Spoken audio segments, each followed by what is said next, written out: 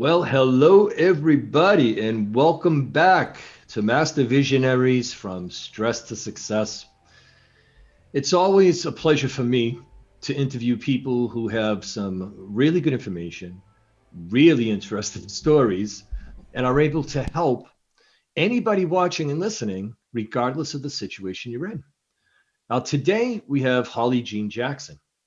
We're going to talk about from failure to prosperity.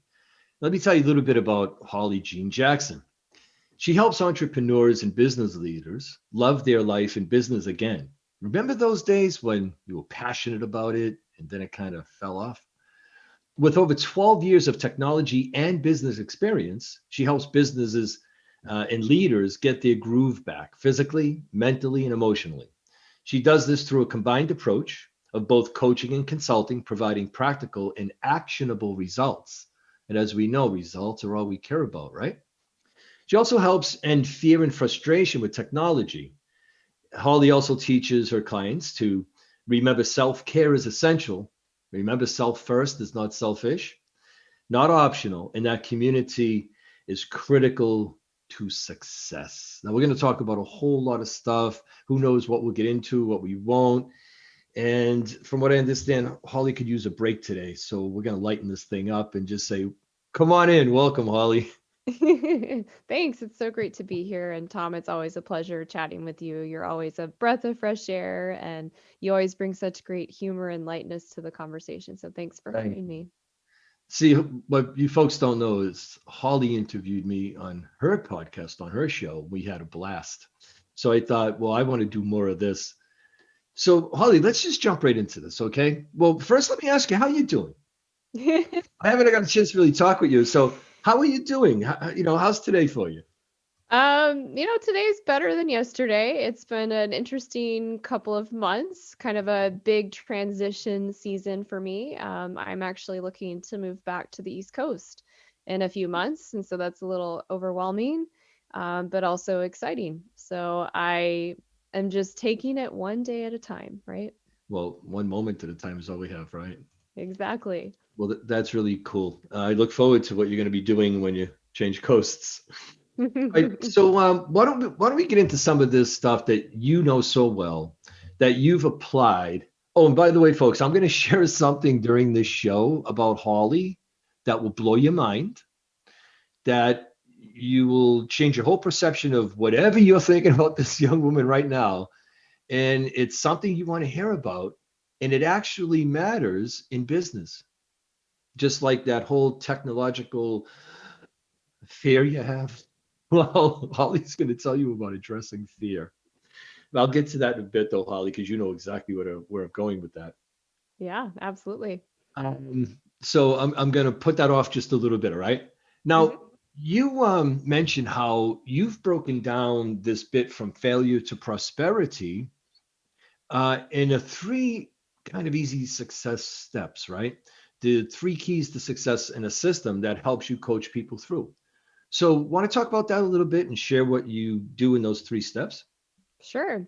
Yeah. So in my logo, it says health, clarity, and business. And that's because those are the three foundational steps for you to succeed in building a dream life and business.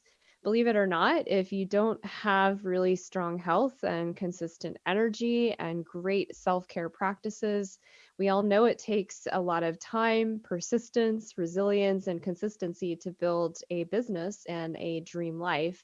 And so it's really important, especially today with COVID and the pandemic, that you make an up level your healthcare system and your self care time to make sure you're fully supporting yourself in every way you need so that you have that energy to focus and to thrive in your life and across whatever you're trying to achieve.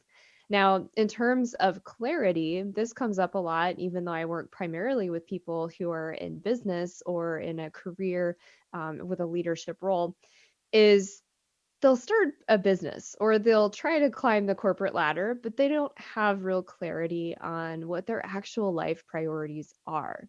And Hmm. so you can't really measure or build success on your own terms if you're not clear on what those life priorities and business or career priorities are.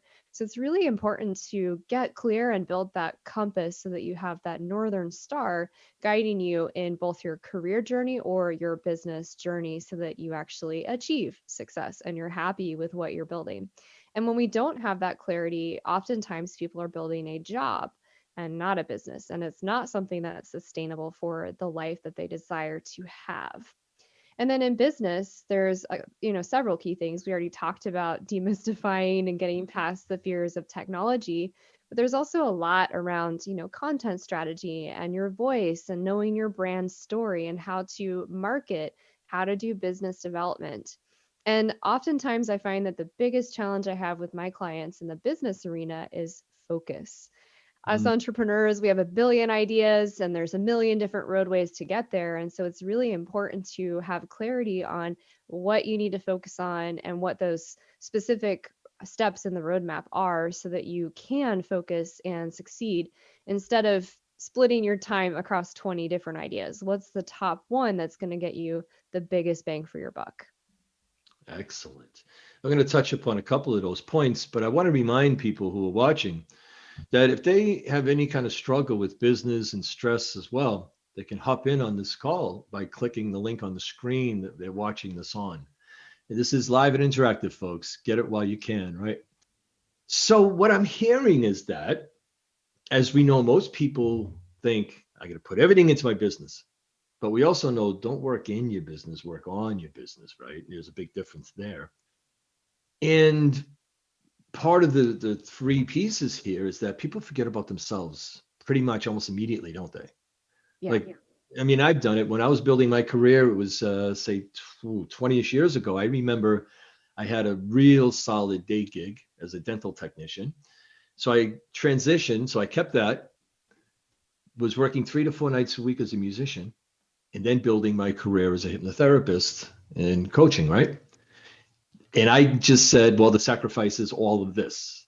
However, what we learn, especially those of us who have been able to stick with it and succeed, is if you don't take care of yourself, you're the most important part of it all, then it's going to suffer, isn't it? Yes, Now, absolutely. is any one of the 3 points more paramount? Is it more at the lead, or are they all pretty much equal in how much attention they need? That's a great question.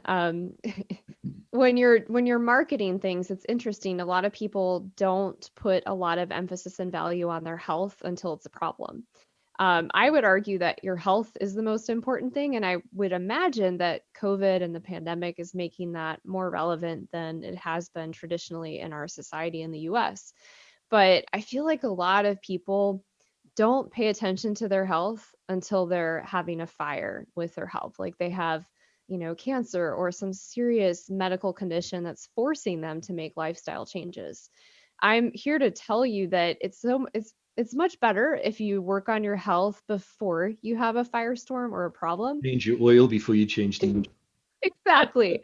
Exactly. We only have one life. We only have this one body. And so we need to take really good care of it because if you don't have your health, you don't have anything. You can't take care of your family. You Hmm. can't experience things with loved ones.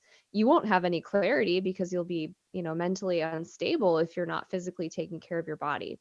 So I think health is really where it starts. And it's interesting, a lot of problems that I see with clients that are business coaching clients is because they're not getting enough sleep and they're burning the candle at both ends. And it's amazing if you work smarter, not harder, you Hmm. can actually achieve so much more. Right. Well, I just want to share with you that an online buddy of mine, Dr. Ron Abbott, has just said great advice.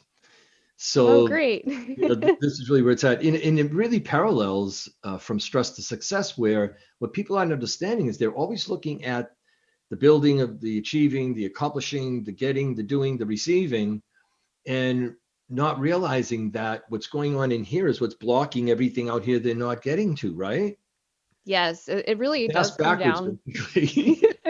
It does come down to mindset. And I know people hate hearing mindset and they think that's so woo woo or whatever, but truly your thoughts affect your behaviors and your actions. And those are a huge part of your identity, whether it's subconscious or conscious. And so oftentimes business owners or business leaders that are trying to hit that next level of growth, and they're doing all the right things, and I'm putting that in Mhm. air quotes, but they're not hitting their goals and nobody can figure out why. Yep. It's always tied to mindset. There's a limiting belief, there's some kind of negative thought process or storyline that's occurring, and that's what's holding them back. I share with people the thing that's holding you back is as invisible as air, but as important, and you're just not realizing it. And it's between the ears, right? Yes, and between the ears is pretty scary. So, we talked about health, but mental health is a Yeah, huge part of that. And with the pandemic, it's just stoking the fires of fears and anxiety for everyone in the world. And so exactly. it's so important to really tap into that. I just did an interview with JJ Virgin Mhm. yesterday, and she was sharing how when she met one of her mentors, she forced her to put these rubber bands on her wrists, and every time she would have a negative or limiting belief, she'd snap the rubber band. So yeah, Pavlov's that dogs. first that first week you're snapping the rubber band. I imagine if we all put on rubber bands during this pandemic, we'd be snapping rubber bands a lot. We'd have some red marks on our wrists, but it would be better than allowing that story to go down the rabbit hole and Right. bring us down, right? We need to start fueling ourselves with more positive storylines and positive thoughts. And just to give people some more insight as to uh, how that really works, what that's about, called pattern interruption. And as you said, it's a way to prevent the pattern before it becomes habit, right? And what happens, it's like when somebody's talking and somebody bursts into the room and we forget what the heck we were talking about. That's a pattern interruption. So but most people are like, I'm not snapping that thing again. They end up creating all these problems. Now, listen, I'm going to ask you about, we talk about tools in our toolbox or our toolkit when we're in business, about mindset, about, some of the things that you do in owners, business owners, and visionaries and such. But I want to get to the thing that I teased at in the beginning. Polly, while out in the woods, I think, what was it, 3 days you were out there or something, Yeah. was confronted by a bear. And I don't mean a teddy bear that you cuddle up with to go to sleep. Holly, tell people when you were out in the wilderness faced by a bear. Yeah, I at the time, this was, 10, 11 years ago, I had just been going through a divorce and I was working on my spiritual inventory for this program that I was doing to make myself stronger and work on some of my personal development goals. Mhm. And, my biggest fear, I thought, in terms of going backpacking alone in the woods to get this done, would be my own mental chatter and my own anxious thinking. Because, when you go backpacking alone in the woods, I had been No, I backpacking don't with, know. I won't do that without a gun. I guess I shouldn't say because not many people know. But when you go backpacking, even with a group of people, there's some fears, and you hear those noises outside of your tent, and you're like, I wonder what that is. Yeah. I personally wear earplugs because I just don't want to know if it's going to happen, it's going to happen. But Mhm. anyhow, I went backpacking, and ironically enough, before this trip, people kept saying, "Oh, you should bring bear spray with you." And I said, "Oh, I've been backpacking a million times. It'll be fine. I don't need to do that." So on the second day of my trip, the first day was great. There were people around the area I was camping, but the second day I didn't see anybody. So I had been backpacking for a while, set up camp on this really beautiful lake, and I was in this really great place mentally, emotionally, working on my inventory. Mm. Well, the next day I got up and, again, saw nobody for hours, and the woods got really dense. And I looked down and I noticed a set of paw prints and a second smaller set.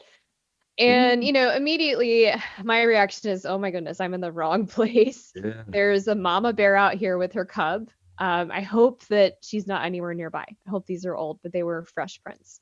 So I turned the next corner, and sure enough, there was Mama Bear.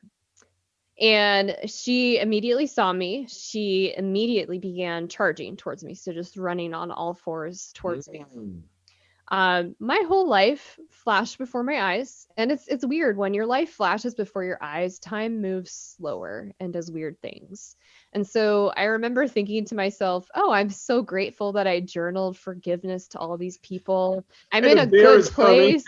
Yeah, I'm in a good place. So like if I die right now, like people have this messaging, this I'm like I'm good. Like this is a good time to go. And then I was like, "Wait a second, I didn't come out here to be a meal for a bear. Like I came out Mm, here for healing." So then I got angry. And I had just met some backpackers the night before that had told me that they had problems with the bear, and they taught me to charge a bear, which is not normal. But this bear, counterintuitive, right? yeah, so I mean, for people that are listening, if you do run into a bear, this is not standard protocol. Normally, you just Yeah. stand your ground, you make noise. But this bear, like something was off. Like there was a drought at the time, and there was a cub, and I was in the wrong place at the wrong time. Yeah. And so, because she was charging me, nothing else was working. And so, I took a step forward, made myself really large, and I just went really loud. And she stopped and she paused for a moment and just kind of looked at me.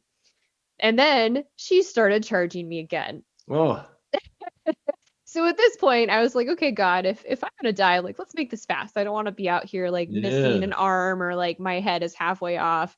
Like just make it really fast. And so then, I got angry again and I put everything into it and I charged her back one more time.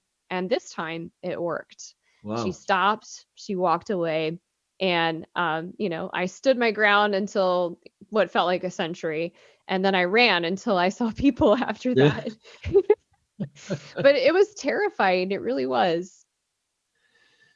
I wonder how many people are feeling a little bit of anxiety as you're telling that story. Well, the part that's really great about that was, after facing a bear in the woods, that's like one of the more extreme scenarios of fear that Mhm. most people don't experience in their life, especially alone.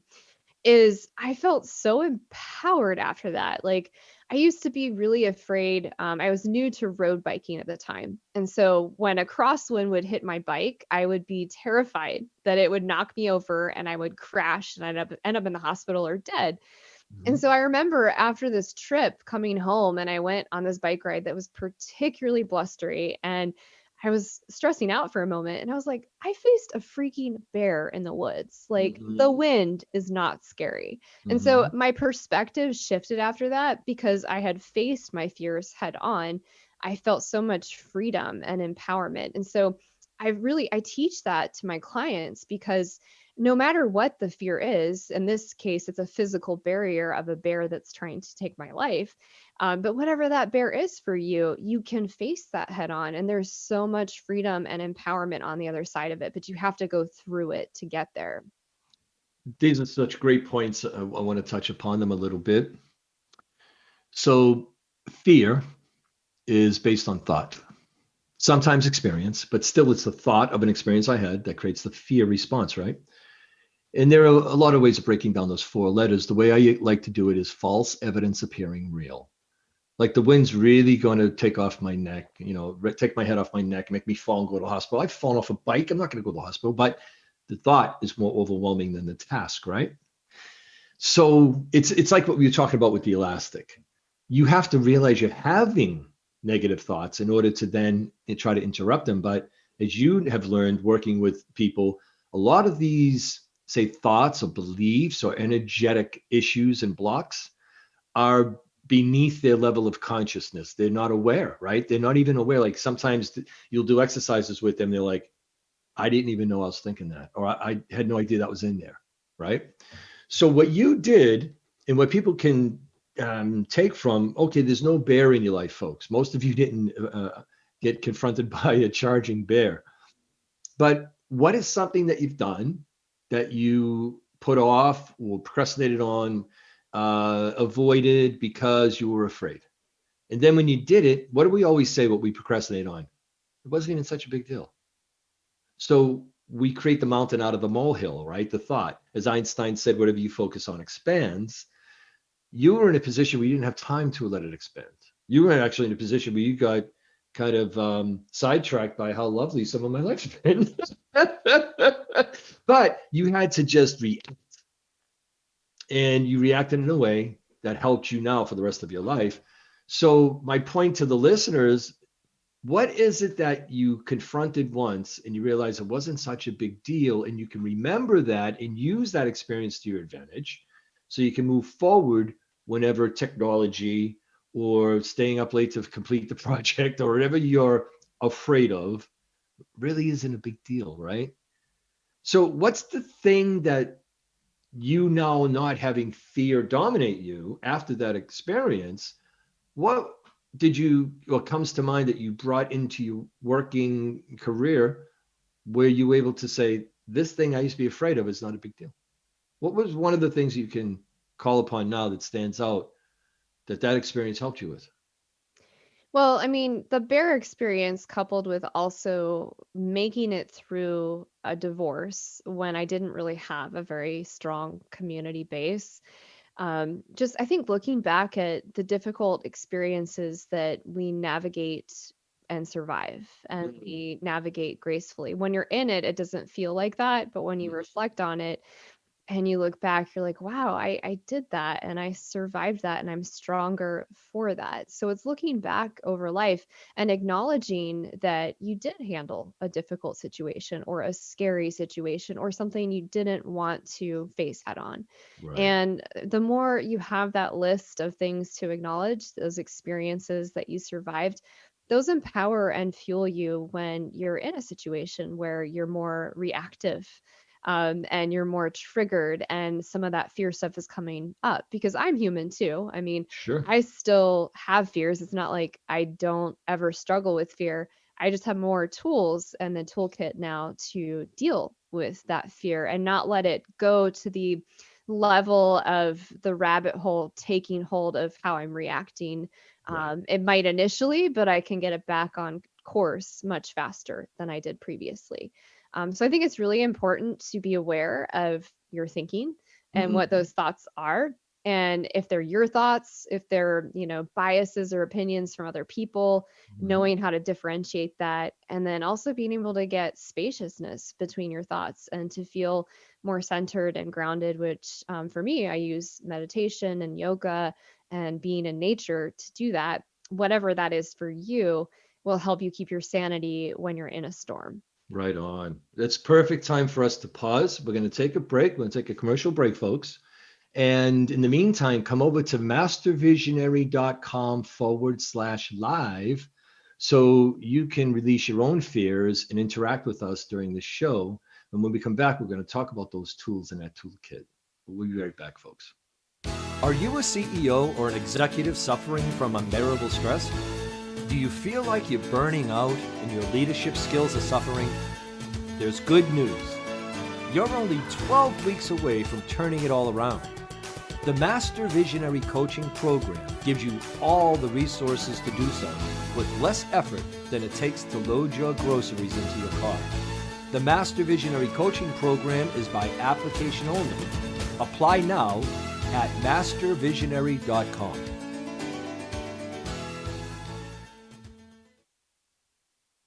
Excellent. Remember, folks, come over to mastervisionary.com/live. You can interact. You can ask me, Holly, questions or whatever it is that will help you help yourself.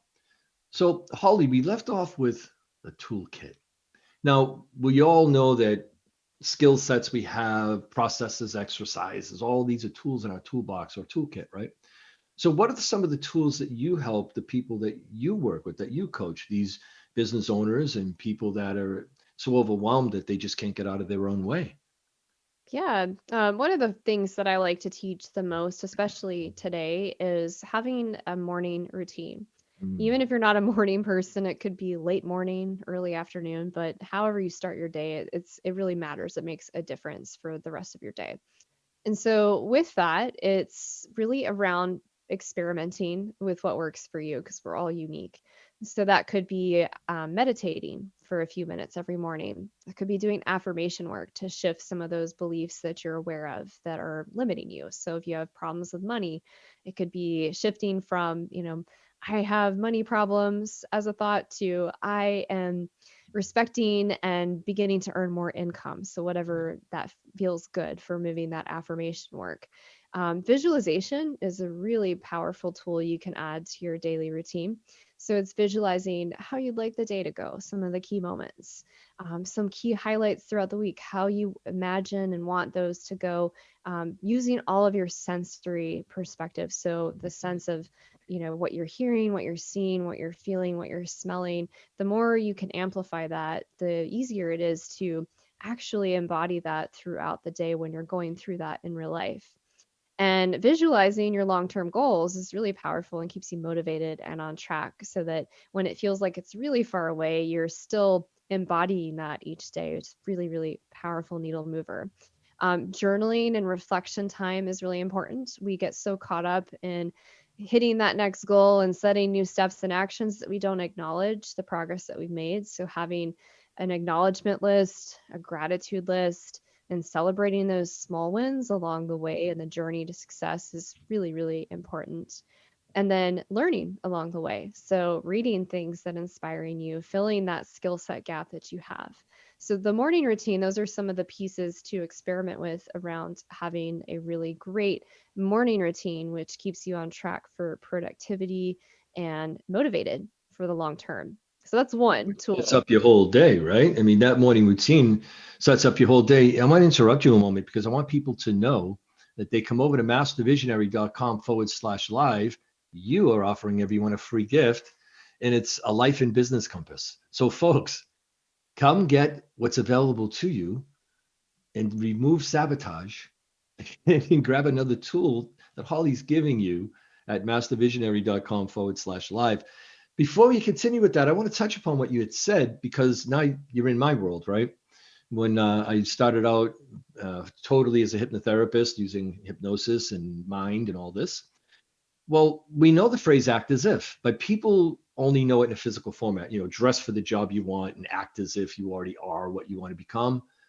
But there's a saying, the mind that guides your life, not the conscious thinking, analytical, limited mind, but the thing that is breathing you into sleep and the thing that's creating new cells. Your wish is my command, right? If you can't see where you're going, your mind won't know how to get there. So there's so much power in what you said in visualizing, and that's visualizing outcomes. So you say, okay, here's my destination. And now there's an inner process that goes on that you can't do consciously. There are going to be things that will happen that will assist you and complement what you're doing to get there. So that is more important than people even understand. I tell them daydreaming is more powerful than you know because Einstein said imagination is more important than knowledge. And this is partly why, right? So the morning routine is so important. I used to shrug it off, Holly, all the time. And I'd hear about the 4 a.m., the 4 a.m. So I don't get up at 4 a.m. Though if I wake up around 3:30 to 4, I sit and meditate because that's a powerful time that people aren't aware of. But the morning routine will change my whole day. When I don't do yoga, first it's meditation, then yoga, then exercise. And if I don't do those things, or when I don't, it's a different day. I'm not as empowered. I'm not as energetic. I'm not so focused in the groove, right? So that's the morning part. Then what do you help people with in their toolkit in order to maintain this now throughout the rest of their day? Yeah. So that's where the business and life compass comes in. So, Yeah. and there's a lot of other things that we'll talk about in a moment. Hmm. So this is the clarity piece. So if you look at the business and life compass, the download that's free on the Master Visionary website, I hope you download it. I hope you join us live and ask any questions that you have. It allows you to write down in a place, on this document, the 5 top life priorities, and you want to be really specific. So if it's family time, document specifically in that outline what that means. Is that 5 hours a day with family? Is it, 2 dinners a week? What specifically does family time as a priority mean to you? So Hmm. be really, really clear. And then on the other side of the compass, you have your top 3 business priorities. This could be for your career if you're on the corporate track, it could be for your business if you're a leader, whatever those 3 goals are, and the 3 focus areas for your business, because that's plenty for you to focus on. So write those down, make sure they're, specific, actionable, tangible, all of the things that make goals really good goals. And then across the top, you're going to write out your long-term vision or goal. So this is that 5 or 10 year stretch goal, the Right. impact goal, the thing that gets you out of bed every morning that you're excited about, that you're visualizing long term. And the reason having all these components in one place is so important is how you use it. So once Right. you have that and you go through the process of resetting that, because things have changed a lot this year with COVID and the pandemic, and lots of people are going through transitions and shifts in life. So you should reevaluate this now. Once you have that, you should put it on your computer as a screensaver, your phone as a background, your office. I have it on my bulletin board above here so that every time I'm making decisions, I'm looking at my compass. Because Mm, if I am using my time for things that are not on my compass, it will eventually force me to say no to things that are on my compass. And right. that means that I'm not going to be successful in the way that I have determined success for myself. So you want to use it as a guide for what you say yes to and what you gracefully say no to. And you can reevaluate it over time and shift it over time, but you want to be following something so that you have a clear path forward. And this is something that a lot of people mistakenly take for granted, right? If you don't have this compass, you're splitting your time, you're likely working 80 hours a week, you're not getting the outcomes you're looking for, you have no idea what your life priorities are. And that is a recipe for unhappiness and a lot of anxiety. Well, that's what tools are for, correct? But you made a good point. You can have all the tools in the world. You can have a sander and a plane and a hammer and chisel and screwdrivers and everything else, right? But what you said was it's how you use the tool. So, like Yes. the saying, you need more tools in your toolbox than the hammer because once you bang in all the nails, and now you're making holes. You're not using the tool properly. So it's one thing to have these resources. It's one thing to have these tools, but then it's using them, but not using them, but using them properly, right? Yes, one of my favorite things to say is that without action, nothing changes. So you could read a book and it can give you 20 different tools. If you do nothing with that, why did you read the book? Like it didn't change anything, Exactly. right? So you can fall into this rut of being overwhelmed by having too many tools. So what I advise my clients to do is if you heard 20 tools in a webinar, a live summit or something, cool. What's the one or two that really resonated Right. with you? And Just choose just one. take one action. We have a message here. It says, "Thank you so much for your good advice. Greetings from Tanzania, East Africa." Oh, it's so nice to see. Thank Wow, you for that's so watching cool, and thank you for Tanzania. letting us know, right? So that's the other thing. Like so often people are, and this happens in business. And tell me how you would apply what I'm about to say about viewers to the people you coach in business, because I know that I deal with this too with business owners. But they'll attend, they'll see changes happening, they'll make adjustments, and people are grooving. And I learned this too when I was managing people in dental labs. I did it horribly. Um, they don't use it properly. It's a tool, isn't it? Where I used to only point out when people did things badly, but I never said, "Hey, that was great," or "Hey, keep doing it that way." So us talking about what we're talking about with no feedback, we may go somewhere else. But now that we get the feedback, we keep talking about what people are loving, right? Transition that and fit that into how you talk about people managing their business and themselves while they're going through their growth. Yeah. Well, first of all, thank you for letting us know. We have a comment from YouTube that they love the compass idea and the visible reminder. Yeah, that's part of the using the toolkit wisely.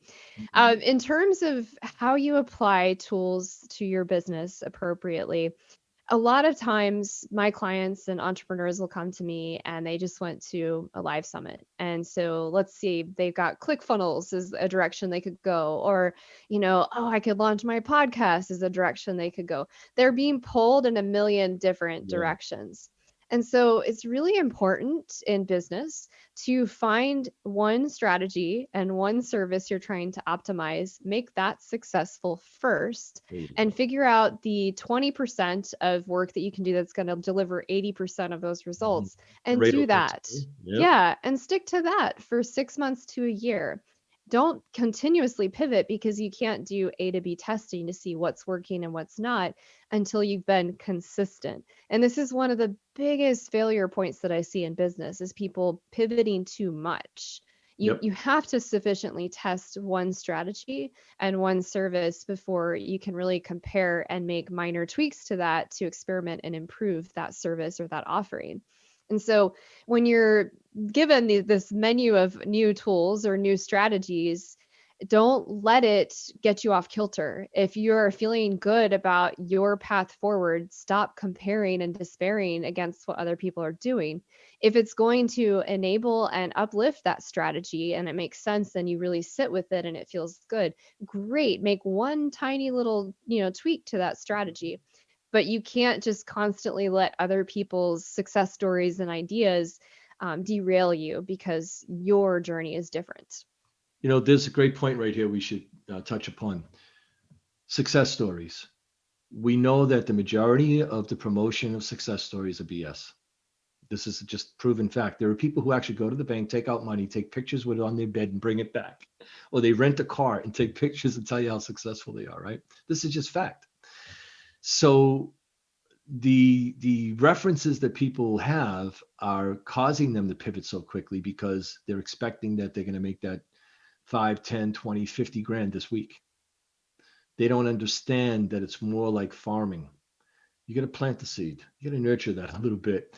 And then the other thing that happens, and you pointed this out too, and it's a real important piece, folks. So, and I say that all my seminars, statistics show when you leave here, you'll do nothing.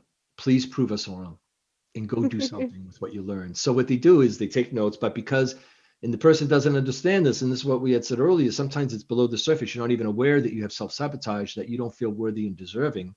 So you think, well, either I'm not good enough or that's not enough. I need more. No. If you apply what you learned in class 1 or in session 1 with your coach, then you'll know what you need to learn next. But how the heck do you know what you need to do next? Because this didn't work in a week or in 3 days even, right? How often you get people spinning and pivoting? It's crazy, isn't it? So Yeah. patience is a real important part of this and part of the exhausted. So because haven't you had clients who say, that thing I was doing, I know that would have worked if I kept it up. Oh, yeah. Probably. If you get Oh, that definitely. feeling and that thought, then probably. So we need to exhaust something before we go to the next thing, correct? Absolutely. And it's interesting depending on the business that you're doing. If it's a service-based industry, depending on the price point, it takes longer to get those seeds to come into full bloom. You're competing in a big environment online. So it takes time to build trust, credibility, and that relationship so that you are also getting an ideal client.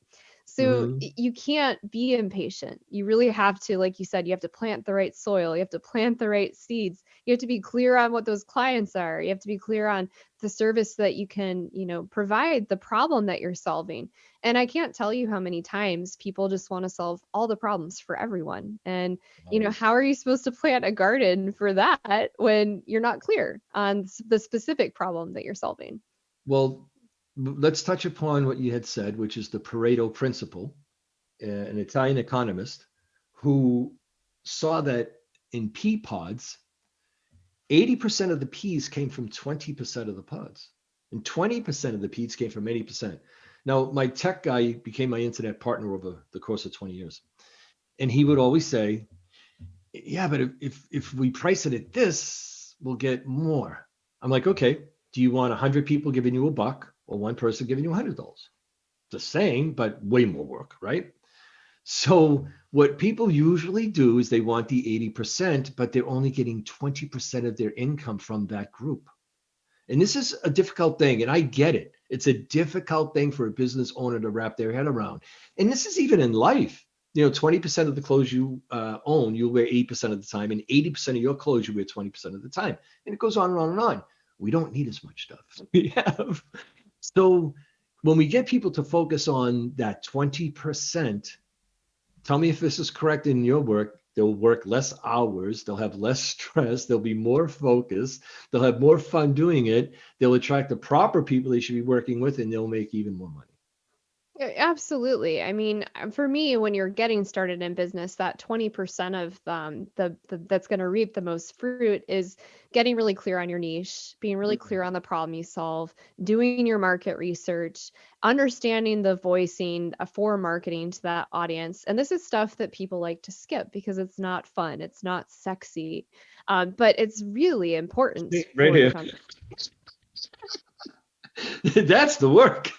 They're not providing the service we have in whatever business we have.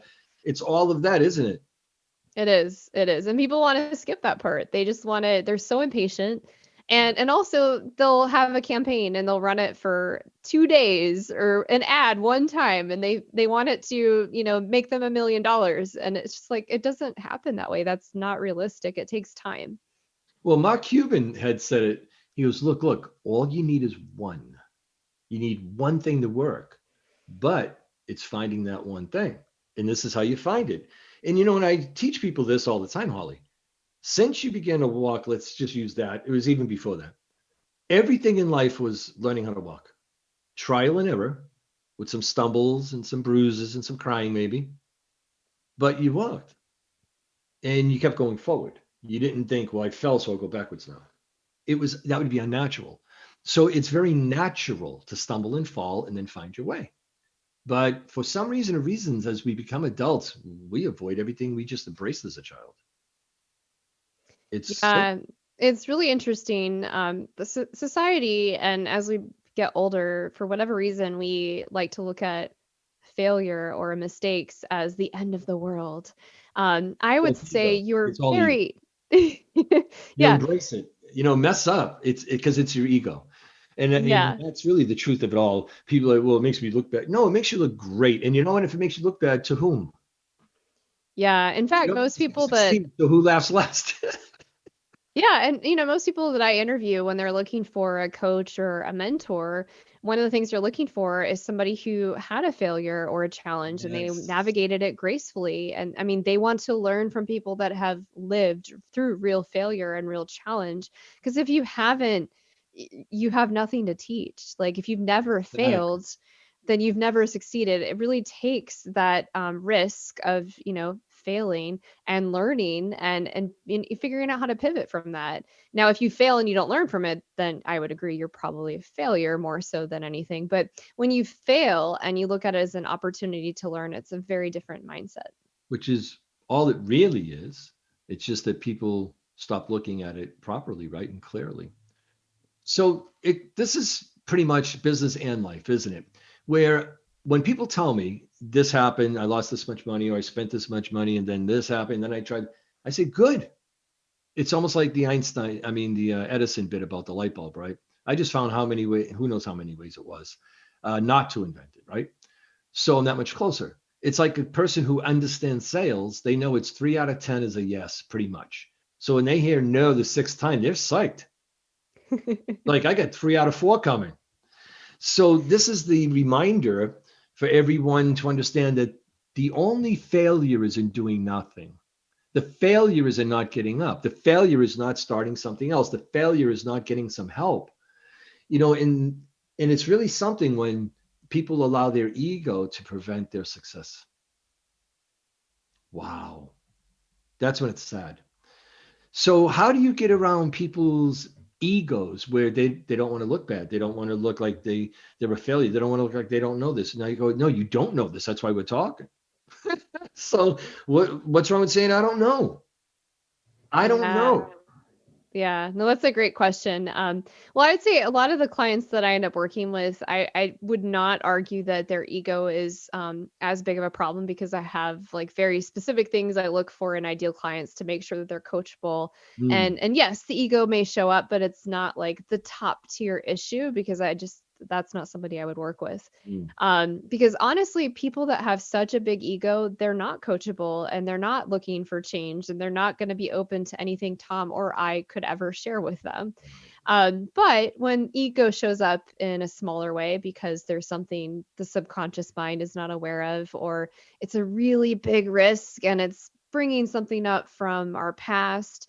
They say things that are hysterical are historical, Yeah. and that's true. So if it's really amplified, it's probably coming from something very subconscious that that person's not aware of. So it's really asking them more questions and getting curious and creating a safe space where they trust you, Mm, where we can explore that. And then we are able to open up a menu of possibilities and options versus staying stuck. right. When somebody comes to you, is it more people who are pretty business savvy and they've gotten stuck and they're confused, or is it somebody who just really doesn't have direction or clarity right on the get-go? It's 50-50. Oh, So, I work like half of my clients, I would say, are the creative types. And so they have brilliant business models and ideas, but they're not business savvy. And so they don't have the tech background or the marketing background. And so they need help with all those tools and those systems and the processes to make that effective. And then the other half, they're business savvy and they've hit a wall and they haven't quite figured out how to optimize that. And typically it's around technology or messaging or the fact that their business that they build is actually out of complete alignment from what they want in their life. So I'd say that's the 50-50 split. very cool. So you've addressed those fears, right? And they continue to happen. They always will. Apprehension, slight avoidance until we talk to ourselves and step up, or put on your big girl pants or your big boy pants or whatever phrase we want to use. I remember a client I had, and he was 27, and he was a real aggressive entrepreneur. The kind of guy who was part of a startup where they slept on the floor for almost 3 years. Real committed. And the thing that worked with him was this one phrase in the morning before I got out of bed. I text him, "Suck it up, cupcake." So sometimes it's different things for different people. But let me ask you, what is it that you help people with? Is there a tool, an exercise, some sort of immediate kind of application when people tell you, well, here's the thing I fear the most? Is there a way you get them to approach that in a way that shifts their perception so they can actually go ahead and now address, and I don't mean confrontation, but confront that thing? Yeah. Well, I mean, I wouldn't say we would do that in the first session because I like to build a lot of trust before we go deep with a client. Like that would probably be after we've been working together for a while because anytime you do work around subconscious thought or limiting beliefs, it really takes a lot of strength in the relationship and trust. If we were at that place, then I walk them through kind of a guided visualization, and they would answer questions along the way around, what is this fear around? Is there something in the past that, at a younger age that this Association. is Yeah. triggering, right? Typically, the fear they're having today, if it's really amplified, shows up in childhood. And it's typically, between 2 and 7 years old or 2 and 5 years old. And there's a very similar storyline to that fear. And that's the first time it showed up in their life. Mhm. And there's usually a very strong emotional response tied to that. And then there's very specific ways that are too long for us to cover in the next 12 minutes Yeah, that right. we kind of forward track and backtrack through Timeline. time. Yeah.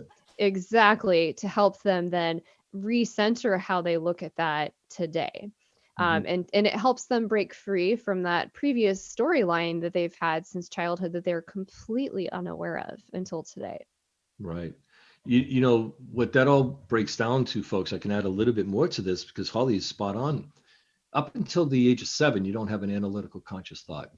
Your subconscious mind's your hard drive. So your conscious thinking mind's the keyboard to the computer, and you say, "I'm going to blank." Bloop, error. You're like, "Why am I not doing this?" Bloop, error. It's not compatible with what's on the hard drive, which was your first 7 years. And as lovely as our parents are, they're knuckleheads like we all are. And that's what you got for 7 years and the others around you. So we know, like, the after a certain age, like say after 18, it's spending the rest or the next few years erasing the stuff to even downloading. So what happens is that whenever something happens in life, there's no time in the mind. And people say, "But Tom, you won't understand this. I was acting like I was 5." I'm like, "Yeah, I know. because when your mind resorts back to a time, you become that again. So they do become the child again with the inability, though, and understand, here's the conflict. I understand, but why am I freezing? Why am I not saying something to this person? I mean, come on. I'm 45 years old. What the hell am I doing? Because no, you just turned 5 again. So this is what happens, folks. So it's so important to sit and just observe, right? Not to think, not to figure out, because we can't. So it's observing and learning and interacting internally. And isn't that, Holly, what changes the outside? Once the inside starts to get set up correctly, once the inside gets clear, once the inside gets more confident, all this happens, doesn't it?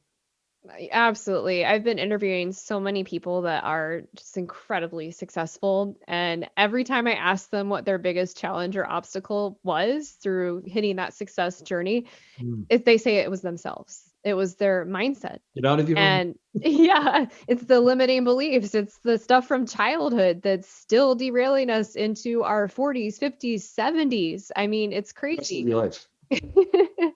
So it's really important to have that self-awareness, to know what those triggers are, and to work with someone that can help you shift those beliefs, because you're not going to figure it out on your own. Like, No. I work with a coach to up level my stuff, and you need those mirrors in life to help you understand where you still need to do work on yourself. Folks, did you just hear that? A coach just said, I work with a coach. Same here. Same here. And I coach coaches. So it isn't as if we all get to a point where, like, I got this. I know everything. We're all knuckleheads. We're all people. We're all master visionaries at birth. And what you call potential is what I call the master visionary within. So what we're doing basically is removing stuff that got in the way of the brilliance you really are, which is that inner child and that thing that beats your heart, right? Yeah, it's so silly, and I'm so glad to hear you say that, because I get sketchy about someone who says, "Oh no, I stopped, dealing with my coach years ago," and I think, so you stopped growing, you stopped getting Yeah, I feedback, have you a stopped getting business some coach. honesty, right? I have a business coach and a life coach because they are skilled in different ways. And I have Yeah. to say, like, the business coach is great and she's amazing with all of the strategies and helping me stay focused and encouraging. But my life coach, when I go to her and I'm like, I'm doing all these things and nothing's working and I can't figure it out, like, we spend, more time and we go really deep on some of these more soft things. And some people say, oh, that's so woo woo. Okay, well, if you've tried everything and it's not working, I would advise you to get a little open minded and give it a try, because it opens up more opportunities than sometimes the business Yep. side can. And what people call woo woo used to be mainstream. Even Yeah. Hippocrates, the father of medicine, said you must treat the mind and body together. They're separate. But during the Renaissance era, they opened up cadavers and they went, oh, it's all physical. No. No. So I'll tell you what, in my program From Stress to Success, because one of my clients, who's a coach and a hypnotherapist that I coach, she said, for a while, I just threw the woo right out the door, but I'm back into the woo woo pool. And she said, so I learned to embrace the woo. And I told her I'm stealing that. And I did. So there's a video in my program very early on, and it's titled Embrace the Woo. I love that. Embrace the Embrace the woo. woo. And I believe that it might end up being a book, might be my third book. I don't know. But this is what's important, folks. And the way Holly put it is perfect. Never mind what it is. If she said, put your left hand on your hip, turn your head to the right and say, "Woo," and it got results, you'd probably do it if nobody was looking. And then after a while, who cares when it's looking? Look at the results I'm getting. So what you call woo-woo or far out really isn't, because it's stuff that's been written about in every culture since the beginning of time. And even Jack Nicklaus said, golf's a game of inches. The most important 7 are between your ears. You know? Yeah. So everything we're talking about, athletes embrace completely. But Yeah. yet conservative minded business folk, they think it's some of that California pyramid kind of wacky stuff, when actually, people in California were using acupuncture in the 70s, and back in the Boston area, growing up triple decker blue collar, I was thinking, what kind of weirdo stuff is that? And then all of a sudden I'm using acupuncture when I got messed up for healing, right? Well, and what's really sad is that if you really do the research on some of the most successful Yes. business owners in the world, some of the Yes. most inspiring business leaders and minds in the world, every single one of them is doing something around mindset. They're talking about It's a meditation. must. Yeah, it's a necessary thing. So if you really want to achieve the highest level of success for yourself, you need to embrace that. You need to understand that your mindset Mhm. is your biggest tool. And if you're not optimizing your mindset, the way you're being and the way you're showing up is not going to be optimal. I'm going to share this story to go along with that. And I forgot about this. I used to use it a lot. People who know sports might know the name Phil Jackson, the coach for the Bulls and then the Lakers. When Michael Jordan was being coached by Phil Jackson, he was a gentleman who was the first billionaire in America to make a billion, lose it, and make it back. Okay. I heard this man speak in Florida once at a convention I was speaking at. So he said, I became part owner of the Bulls. Talking to Michael Jordan one day in the locker room about mindset. He looks at me like, yeah, no kidding. He goes, Bill, come on, follow me. He said, so we went out in the court. He goes to the free throw line. He looks at me and he closes his eyes and he shoots free throws and he makes them. He said, he goes, yeah, we know. Because Phil Jackson was known as the Zen coach. He used to have them meditate and, talk about power of thought and stuff like this, right? And he'd smudge their locker room with sage and the whole bit. So Bill says, so what happened was during the game, it's a playoff game. Just to make his point, Michael looks over at me and he winks. During the end of the game, he closes his eyes and he shoots the free throw and he swishes it. That's how important mindset is, folks. There's research, mountains of it out there, of people who have done things visually and practice physically, and they either do as good or the ones who visualize do better.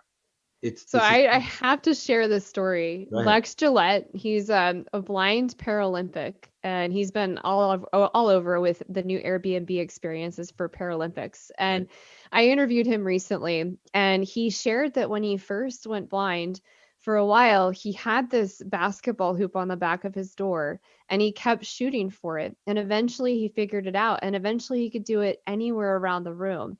And what I love about that is when you can visualize it in your head and you're blind, like you literally don't have vision, like you're using Mhm. visualization to replace that. What I love about him is he was able to do that. And it transferred in him having this successful mindset to have this amazing long jump career.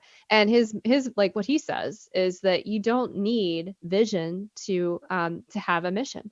And so you don't have to, you can be blind and have this amazing vision. And so that right there is like the perfect example of how powerful this stuff is. Well, I can only reinforce half of that because, as you know, I tripped and fell on a wine glass, and this left eye does not work. Right. Exactly.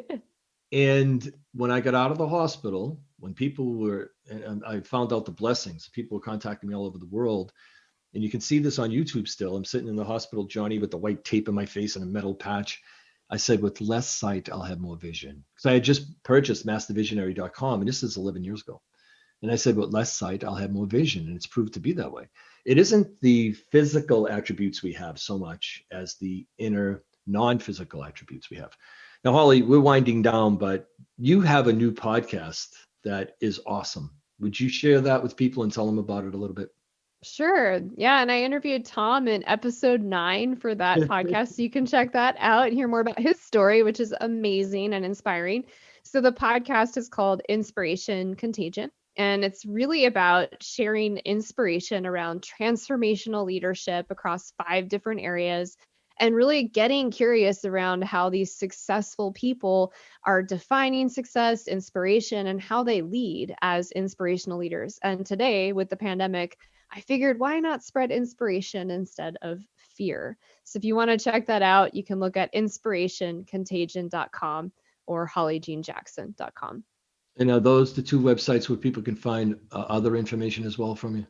Absolutely.